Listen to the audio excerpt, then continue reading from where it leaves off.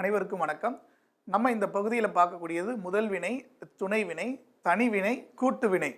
நமக்கு வினையை பொறுத்தவரை நமக்கு பழைய பாடத்திட்டத்தில் வினை முற்றுனா என்ன, குறிப்பு வினை முற்றுனா என்ன, தெரிநிலை வினை முற்றுனா என்ன, வினை எச்சம்னா என்ன, அதுக்கப்புறம் வேர்ச்சொல்னா என்ன அப்படிங்கிறது நமக்கு தெரியும். ஏன்னா அதெல்லாம் பழைய பகுதியிலேருந்து நம்ம பள்ளிக்கூடத்துலேருந்தே படிச்சுட்டு வந்துருக்கிறோம். இப்போ பள்ளி பாட புத்தகத்தில் 10ஆம் வகுப்பு புத்தகத்தில் புதிதாக சேர்க்கப்பட்டுள்ள பகுதி தான் இப்போ முதல் வினை, துணை வினை, தனி வினை, கூட்டு வினை அப்படிங்கிறது. இதை எப்படி ஈஸியாக கண்டுபிடிக்கிறதுக்குன்னு ஒரு ஷார்ட்கட் இருக்குது. ஸோ ஃபஸ்ட்டு நம்ம என்ன பார்க்குறோம் அப்படின்னோம்னா அதோடைய டெஃபினிஷன் என்ன, நார்மல் என்னங்கிறது பார்த்துட்டு ஷார்ட்கட்குள்ளார போகலாம். ஸோ ஃபஸ்ட்டு நார்மல் என்னங்கிறது பார்ப்போம். ஸோ முதல் வினை அப்படிங்கிறது கொடுத்துருக்குறாங்க. இப்போ முதல் வினையை பொறுத்தவரை பாருங்கள், நான் இங்கே ஒரு 2 உதாரணங்களே எழுதியிருக்கிறோம். நான் படம் பார்த்தேன். இதில் பார் அப்படிங்கிறது ஒரு வினைச்சொல். கண்ணன் போவதை பார்த்தேன். இதுலையும் பார் என்பது ஒரு வினைச்சொல். இப்போ ரெண்டுமே இந்த பார் அப்படிங்கிற அந்த சொல் எதை மீன் பண்ணுது? பார்த்தல் அப்படிங்கிற அந்த பொருளைத்தான் தெரிகிறது. பார்த்தல், வீவ் அப்படிங்கிற மீனிங்ல வருது. கரெக்ட் தானே? ஸோ பார் அப்படிங்கிற சொல்லினுடைய அடிப்படை பொருளே என்ன?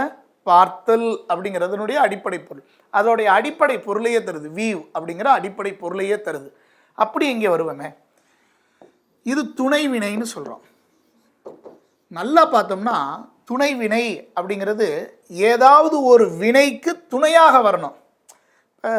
கல்யாணத்துல எல்லாம் துணை மாப்பிள்ளைன்னு சொல்கிறாங்க. அப்படின்னா மாப்பிள்ளைக்கு துணையாக வராரு. அப்படின்னா துணை வினைன்னா ஒரு வினைச்சொல் இருக்குது, அந்த வினைச்சொல்லுக்கு இது துணையாக வருது அப்படின்னா ஆல்ரெடி ஒரு வினைச்சொல் இருக்குன்னு அர்த்தம். அதை நல்லா மைண்டில் வச்சுக்கணும். ரைட். இப்போ பாருங்கள், ஓட பார்த்தேன்.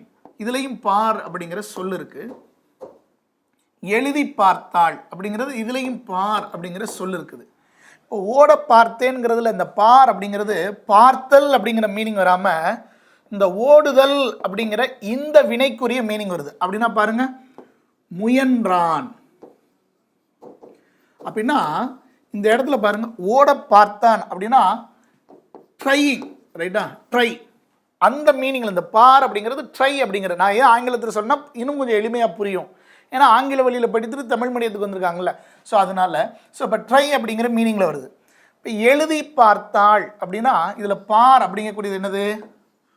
சோதித்தல். சரிங்களா?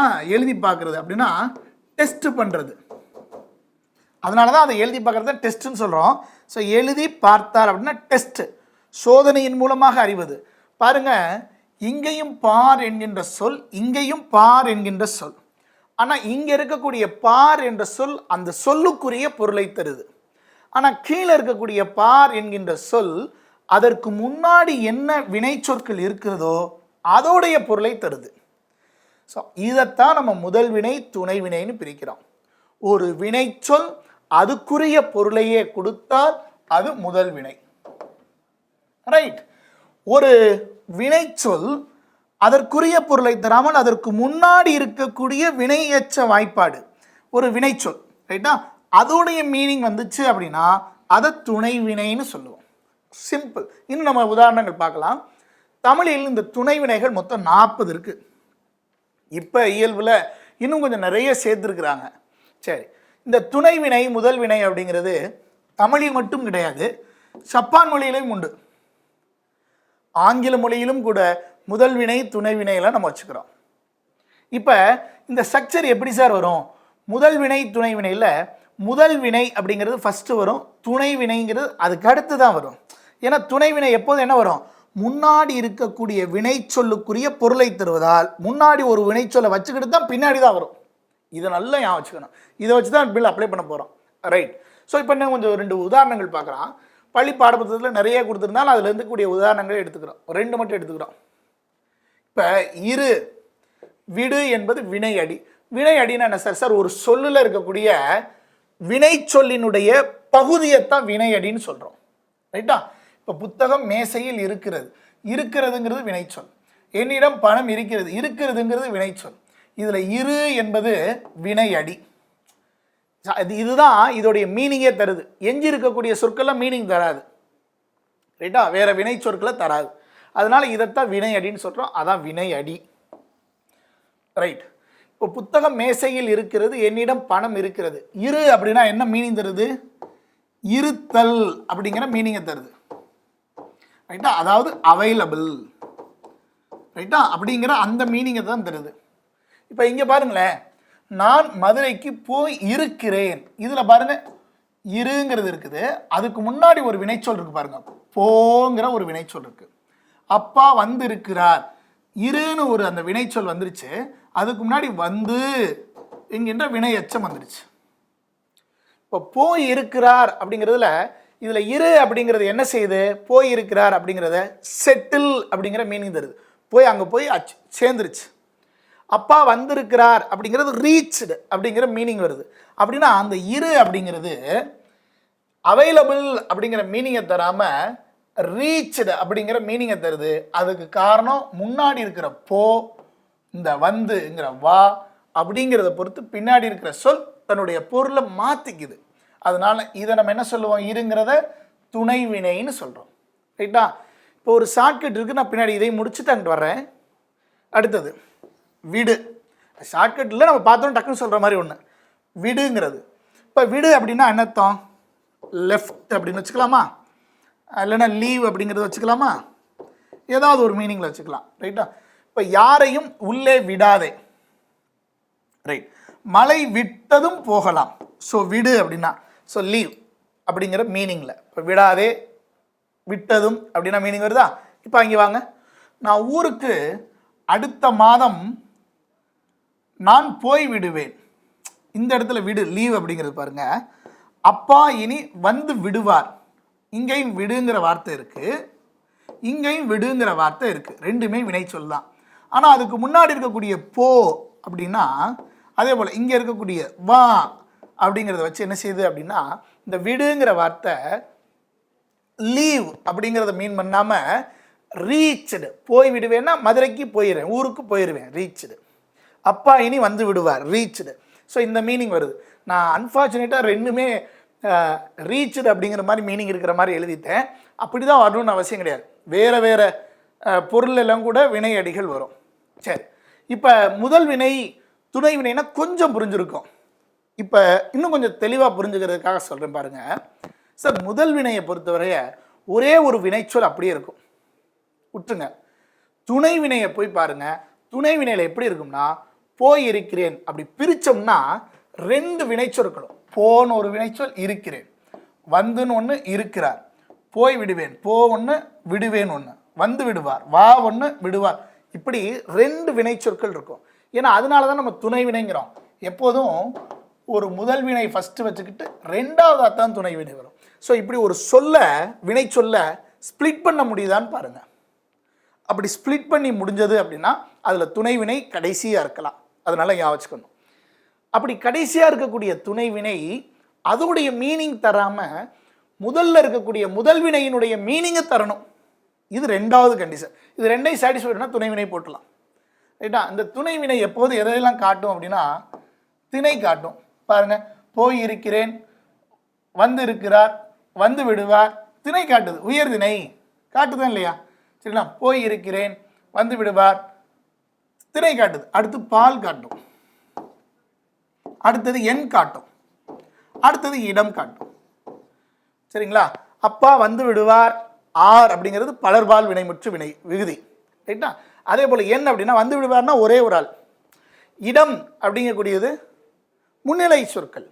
ரைட்டா, வந்து விடுவேன் அப்படின்னம்னா இந்த போயிருக்கிறேன், போயிருக்கிறேன், நான் மதுரைக்கு போயிருக்கிறேன் அப்படின்னா தன்மையை பற்றி சொல்லக்கூடிய அதான் இடம்.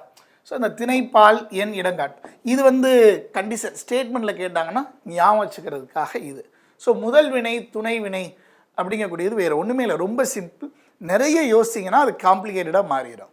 ரைட், ஸோ இப்போ அடுத்தது இது நிறைய கேட்கலாம், தனிவினை. சார், தனிவினைனா இப்போ பாருங்கள், படிங்கிற சொல்ல பொருள் மாறாமல் பிரித்தோம்னா அது படிங்கிறது மட்டும்தான் இருக்குது, வேறு எதுவுமே இல்லை. இப்போ படியுங்கள் அப்படிங்கிறதுல படிங்கிறது மட்டும் சொல்லலாம், மீதி யுங்கள் அப்படிங்கக்கூடியதில் ஏதாவது வினை சொல்லலாம் இருக்குது இல்லை. படிக்கிறார்கள் அப்படிங்கிறதுல படிங்கிறத மட்டும் சொல்லலாம், கிரார்கள் அப்படிங்கிறதுல மீனிங் இல்லை. அதாவது வினைச்சொற்கள் வேறு வினைச்சொற்கள் கிடையவே கிடையாது, ஒரே ஒரு வினைச்சொற்கள் தான் இருக்குது.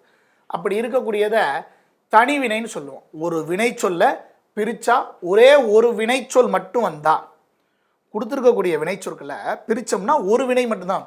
சில இதில் 2-3 வினைகள்லாம் வரும். அது என்னங்கிறது பின்னாடி படிப்போம். அப்படி ஒரு வினை வந்தால் அதான் தனி வினை. தனி அப்படின்னாவே சிங்கிள், அதில் சிங்கிள் மட்டும்தான் இருக்கும். மீதி இருக்கக்கூடிய சொற்களை பிரித்தோம்னா அது இடைச்சொல்லா இருக்கலாம், உரிச்சொல்லா இருக்கலாம், வேறு ஏதான சொற்களாக வேணாலும் இருக்கலாம். அது ஆனால் வினை பொருளை தரக்கூடாது. இப்போ படி உங்கள், இப்போ நம்ம உங்கள்னு கூட எழுதணும்னு வச்சுங்களேன், ரைட்டா? இது முன்னிலை பெயரை குறிக்குது, வினையை குறிக்கல. இது செயலை குறிக்குதா? இல்லை. கிரார்கள், இப்போ பாருங்க, கிரார் அப்படின்னம்னா கிரு, கின்று, ஆனின்று, இது இடைச்சொல்னு சொல்லுவோம். ஸோ அதில் இருக்கு. மறுபடியும் வினை சொல்லையே தரல, அதாவது செயலையே உணர்த்தலை. இதனால இது தனி வினைங்கிறோம். இப்போ கூட்டு வினை பார்த்துட்டா உங்களுக்கு தனி வினை புரிஞ்சிடும். ஏன்னா ஒன்றை மட்டும் பார்த்துட்டா புரியாது, இன்னொன்னையும் பார்க்குறப்ப இது புரியும். பாருங்க, கூட்டு வினையில் ஆசைப்பட்டேன் அப்படிங்கிறதுல பாருங்க, ஆசை பிரிக்கலாம். அடுத்தது பட்டேன், படு பிரிக்கலாம். அதுக்கப்புறம் ஏதாவது பிரிக்க முடியுமா? முடியாது. கண்டுபிடித்தார்கள், பாருங்க, கண்டு, அடுத்தது பிடி. தந்தி அடித்தேன், தந்தி அடி. முன்னேறினோம், முன் ஏறு. ஸோ இப்போ இந்த சொற்களை பாருங்க, ஆசைப்பட்டேன், கண்டுபிடித்தார்கள், தந்தி அடித்தேன், முன்னேறினோம், எல்லாமே வினை சொற்கள். இதை பிரிக்கிறப்ப ஒரு சொல் வருது, மறுபடியும் இன்னொரு வினைச்சொல் வருது. ஒரு சொல் வருது, இன்னொரு வினைச்சொல் வருது, ரைட்டா? அந்த சொல் வந்து பெயர் சொல்லா இருக்கலாம், பெயர் எச்சமாக இருக்கலாம், வினைச்சொல்லா இருக்கலாம், வினையச்சமாக இருக்கலாம். ஸோ இப்படிலாம் இருக்கு பாருங்க, இடைச்சொல்லாக கூட இருக்கலாம், ரைட்டா? ஸோ இப்படி இதுதான் நம்ம என்ன சொல்லுவோம், கூட்டு வினைன்னு சொல்லுவோம். இந்த கூட்டு வினை அப்படின்னா ஒரு வினைச்சொல் கண்டிப்பாக இருக்கணும். சார் ரெண்டுமே பெயர் சொல்லா இருக்கலாமா? இல்லை, ஒரு வினைச்சொல்லாவது கண்டிப்பாக இருக்கணும்.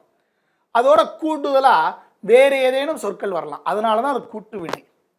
இந்த கூட்டு வினை பாருங்க, ஒரு பெயர் சொல், ஒரு வினைச்சொல், இந்த காம்போல வரலாம். பாருங்க, தந்தி அடி அப்படின்னா தந்தி அடி. ஆணையிடு அப்படின்னா ஆணையிடு. 3 சொல்லி எப்போ இது ஒன்று மறந்துட்டு வந்தது. கேள்விப்படு அப்படின்னா கேள்விப்படு. ஸோ இதை 2ஆ ஸ்பிளிட் பண்ணுறோம். தந்தி அடி, ஆணை இடு, கேள்விப்படு.